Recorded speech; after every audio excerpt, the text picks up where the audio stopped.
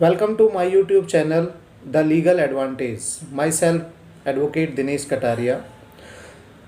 जैसा कि आप जानते हैं दोस्तों, मैंने ये चैनल लोगों तक जितनी ज़्यादा हो सके वो जानकारियाँ, कानूनी जानकारियाँ लोगों तक पहुँचाने, उनके अधिकार, कानून से रिलेटेड जो अधिकार हैं वो उनको जानने के लिए और किसी भी तरह की कानूनी सलाह देने के लिए मैंने ये चैनल शुरू किया है, ताकि आम लोगों तक जो व्यक्ति कानून से इग्नोरेंस की वजह से परेशानियों में रहता है या परेशानियों का सामना करना पड़ता है, इसलिए मैंने ये चैनल शुरू किया है। होप आपको ये जो वीडियोस हैं कि डेली जीवन से जुड़ी हुई हैं और किस तरह से आपके लाइफ में ये ट्रबल कर देती हैं इग्नोरेंस ऑफ लॉ की वजह से, इसके बारे में भी आपको इन वीडियोस के द्वारा आपको पता चलेगा। So dear, today's topic is accident while driving and the responsibility of the owner. जब भी हम ड्राइविंग करते हैं, चाहे वो कार की हो या राइडिंग करते हैं बाइक की या भी कोई भी व्हीकल चलाते हैं, तो हमारी जो रेस्पॉन्सिबिलिटी है वो क्या है, या फिर नेग्लिजेंस की वजह से कोई एक्सीडेंट हो जाता है, किसी से कोई चीज़ टकरा जाती है, यानी किसी से कोई व्हीकल टकरा जाता है, या फिर ऐसा भी हो जाता है कि डेथ तक भी हो जाती है या ग्रीवियस हर्ट भी हो जाता है, उसमें कौन कौन से चार्जेस लग सकते हैं और कैसे आपको उनका ट्रायल का सामना आपको कैसे करना है, इसके बारे में इस वीडियो के अंदर बताएंगे। सबसे पहले मैं आपको इसमें होने वाले चार्जेस के बारे में बताता हूं। जो आईपीसी के जो सेक्शन है, फर्स्ट में है आपका, जैसे आपने ड्राइविंग किया है, गाड़ी को चलाया है और रैश ड्राइविंग अगर आप करते हो, मतलब कि गाड़ी को सही ढंग से नहीं करते हो, चलाते हो, तो उसमें आपके ऊपर जो चार्ज लगेगा वो आईपीसी का सेक्शन 279 होगा, जो कि रैश ड्राइविंग और नेग्लिजेंस का होगा। 279 में आपको जो सज़ा है वो चार्जेस लगाए जाएंगे 279 के, और इसके जो सज़ा का प्रावधान है वो है 6 मंथ की जो सज़ा है वो हो सकती है, और आपके ऊपर जो चार्ज है वो 1000 रुपीज़ का, और दोनों भी हो सकते हैं, ये चार्जेस आपके ऊपर लगाए जाएंगे।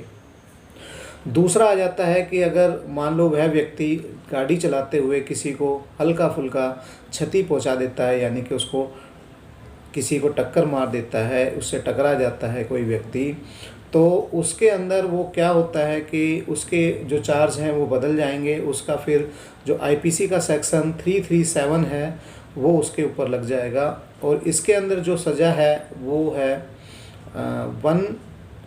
6 मंथ और 500 रुपीज़, और यानी कि 6 महीने की सज़ा है, 500 रुपये उसके चार्ज लग सकते हैं, फ़ाइन लग सकता है, और दोनों भी हो सकते हैं।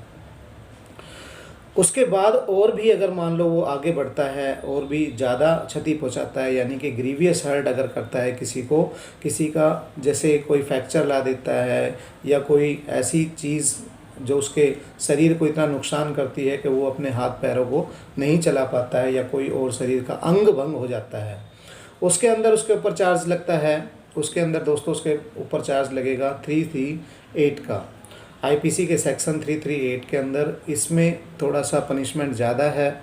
इसमें पनिशमेंट जो दिया गया है वो है 2 ईयर्स का।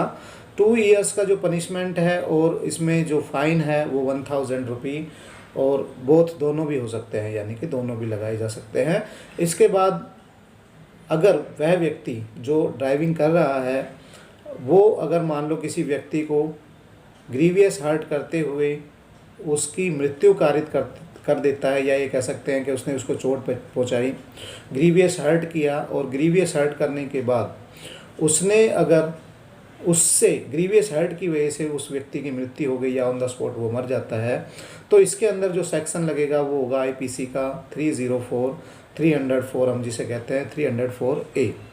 तो ये चार्ज उसके ऊपर लगाए जाएंगे। ये 4 तरह के चार्जेस एक्सीडेंट के केसेस में लगाए जाते हैं, और ये भी ध्यान रखना है ये आपके ऊपर भी लगाए जा सकते हैं अगर आप ड्राइविंग कर रहे हो तो। बस आपको ये ध्यान रखना है कि जो व्यक्ति है, दूसरा व्यक्ति जो ले जा रहा है उस गाड़ी को, आप उसके मालिक हो तो आपको उस गाड़ी की जो इंश्योरेंस हैं, जो गाड़ी के कागजात हैं, जिसे हम कहते हैं पोल्यूशन भी आता है इंश्योरेंस, तो मस्ट है। इंश्योरेंस तो इतना ज़्यादा ज़रूरी है। इंश्योरेंस की मैं बार बार इसलिए कह रहा हूँ कि अगर मान लो कोई व्यक्ति किसी ड्राइविंग करते हुए किसी को अगर ग्रीवियस हर्ट करता है या फिर वो मर जाता है, तो उसका क्लेम वो कंपनी देती है अगर आपने इंश्योरेंस करा रखा है तो। और अगर वो व्यक्ति अर्निंग अगर अच्छा कर रहा होता है, जिसकी मृत्यु हुई है, यानी कि बहुत ज़्यादा कमाता है, अच्छा कमाता है, उसकी इनकम अच्छी थी, तो फिर उसके ऊपर जो पनिशमेंट में जो उसके ऊपर चार्ज लगेंगे वो तो होंगे ही होंगे। फ़ाइन जो होगा वो इतना हो सकता है कि वो मतलब शायद वो अफोर्डेबल ना हो, इतना ज़्यादा हो सकता है, यानी कि वो देना फिर उसी को पड़ता है जिसका वो यानी कि व्हीकल होता है, यानी कि मालिक को ही उसका वहन करना पड़ता है। दूसरी चीज़ ये ध्यान रखनी है आपको कि इसके अंदर आपके जो गाड़ियाँ व्हीकल्स तो हैं ही, साथ में आपके वो भी एनिमल्स भी आते हैं, जैसे घोड़ा आ गया, बैल आ गया, वो दौड़ जाता है, उसको क्षति पहुंचा दी जाती है, यानी कि रास्ते में कोई व्यक्ति है तो उसको क्षति पहुंचा दी जाती है, तो ये भी इसी के अंदर आते हैं। तो एनिमल्स भी इसके अंदर आते हैं। तो ये भी ध्यान रखना है आपको कि आपके खुद आप अगर मान लो कोई एनिमल्स आपके पास है तो उसको अच्छे से कंट्रोल में करें, और इंश्योरेंस आप गाड़ी का ज़रूर कराएं। और जिसको भी गाड़ी आप दे रहे हैं, कार दे रहे हैं, बाइक दे रहे हैं, कोई और चीज़ स्कूटर दे रहे हैं, स्कूटी दे रहे हैं, तो वो चार्जेस उस व्यक्ति के ऊपर लगेंगे जिसको आप दे रहे हैं, पर आपको ये ध्यान रखना है उसका लाइसेंस होना चाहिए। तो ये तो हुई चार्जेस की बात। अब आपको क्या ध्यान रखना है कि जैसे मान लो अगर कोई एक्सीडेंट कर देता है कोई व्यक्ति जिसको आपने गाड़ी दी है, तो ये जो गाड़ी है वो क्या हो जाती है, इम्पाउंड हो जाती है, इम्पाउंड कर ली जाती है। तो इस गाड़ी को छुड़वाने का जो अधिकार है वो सिर्फ उसके ओनर को है, या फिर गाड़ी के जो पावर ऑफ अटॉर्नी जिसके नाम है वो उस व्यक्ति को वो हो सकती है, यानी कि वो व्यक्ति छुड़वा सकता है, कोई इसके अलावा गाड़ी नहीं छुड़वा सकता है। आपको सबसे पहले क्या करना है, आपको एक एप्लीकेशन कोर्ट के अंदर देनी है, अपनी उस गाड़ी का रेफरेंस देना है। रेफरेंस देने के बाद आपको मजिस्ट्रेट के सामने जाना है। मजिस्ट्रेट के सामने पेश होने के बाद मजिस्ट्रेट आपकी उस ऑर्डर को पास कर देगा, यानी कि ऑर्डर जारी कर देगा। आपके जो ऑर्डर जारी करने के बाद आपके पास जो ऑर्डर है उस संबंधित थाने के अंदर आप जा सकते हैं। जिस थाने के अंदर आपकी गाड़ी इम्पाउंड हुई है उसके अंदर आपको जाना है और अपनी गाड़ी को ये कागजात जो डॉक्यूमेंट्स आपने ऑर्डर कोर्ट से लिए हैं वो दिखाकर अपनी गाड़ी को छुड़वा सकते हैं।